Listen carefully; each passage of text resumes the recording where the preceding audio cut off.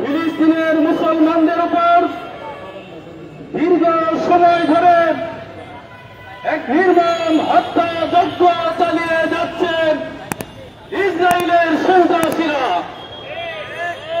ক্ষণে ক্ষণে বারে বারেই বিশ্ব জুড়ে তার প্রতিরোধ গড়ে তোলা হলেও বারে বার তাদেরকে সতর্ক করা হলেও তাদের এই ঘৃণ্য কর্ম তা বন্ধ এখন পর্যন্ত করেনি।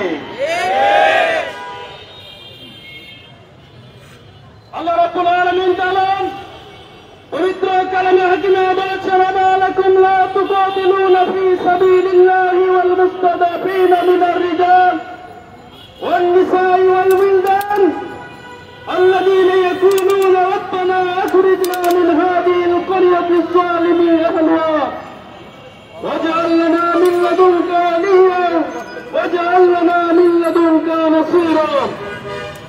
কোরআনুল কারীমের সূরা নিসার আয়াতটি জানান, আজকে চাক্ষুষ দৃষ্টিতে মনে হচ্ছে ফিলিস্তিনের সেই অসহায় নারী এবং শিশুদের দিকে তাকিয়ে আল্লাহ তাআলা বলছেন, হে বিশ্বের মুসলিম যুব সমাজ, মুসলমানগণ, তোমরা এখনো কেন ঘরে বসে আছো?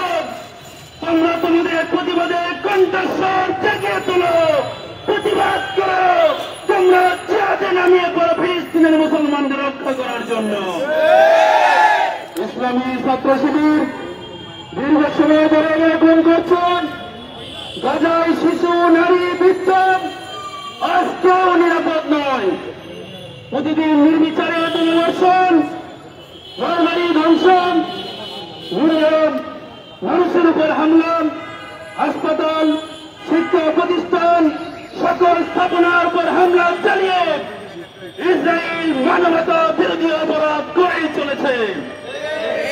কাজে আজকের এই মানববন্ধন থেকে আমরা বিশ্ববাসীর কাছে আহ্বান পৌঁছে দিতে চাই, খুব প্রকাশনের মতো গাজায় গণহত্যা বন্ধ করতে হবে, গাজায় যুদ্ধ বিরোধী ঘোষণা করতে হবে, ফিলিস্তিনের মানুষের মৌলিক অধিকার তাদেরকে ফিরিয়ে দিতে হবে। আমরা আন্তর্জাতিক সম্প্রদায়ের প্রতি আহ্বান জানাতে চাই, এই হত্যাযজ্ঞের বিরুদ্ধে মানবিক দৃষ্টিকোণ থেকে রুখে দাঁড়াও। জাতিসংঘের প্রতি উদাত্ত আহ্বান জানাই, খুব দ্রুত নেতানিয়াহুর হাতকে সংযত করো, নইলে ইসলামী ছাত্র শিবির সারা বিশ্বের মুসলিম ইসরায়েলের বিরুদ্ধে দুর্বার জিহাদ গড়ে তুলতে বাধ্য হবে। আমরা দীপ্ত কণ্ঠে বলে দিতে চাই, stop genocide, save Gazan humanity. সম্মানিত উপস্থিতি, আজকে শুধু ফিলিস্তিন নয়, পৃথিবীর প্রায় অনেক জায়গাতে মুসলমানদের নির্যাতিত করা হচ্ছে। নির্যাতন, নির্যাতনের স্টিম রুলার চালানো হচ্ছে। কিন্তু আমরা দেখেছি অমুসলিম, খ্রিস্টান, ইহুদিদের কোন একজন মানুষের উপর আক্রমণ হলে পুরো বিশ্ব তাদের জন্য ক্ষেপে ওঠে, প্রতিবাদের কণ্ঠস্বর জেগে তোলে।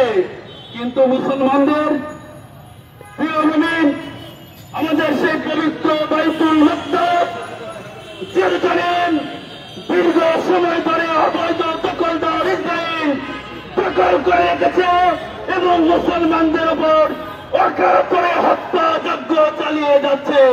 এখন কিন্তু জাতিসংঘ কথা বলছে না, এখন কিন্তু আমেরিকা কথা বলছে না। সুতরাং তারা যা করছে তা কিন্তু মুসলিম বিশ্ব বিবেকটা খুব ভালো করে পর্যবেক্ষণ করছে। কাজেই আমরা ওআইসির প্রতি উদাত্ত আহ্বান জানাবো, নিজেদের অস্তিত্বের লড়াই। আজকে তারা ফিলিস্তিনকে টার্গেট করেছে, পরবর্তী টার্গেট কিন্তু পুরো বিশ্বের মুসলিম মিশনারি হতে পারে। আগে বসে থাকার সময় নেই, প্রত্যেকের জায়গা থেকে ভয়েস রেজ করুন, সবাই প্রতিবাদের কণ্ঠস্বর জেগে তুলুন।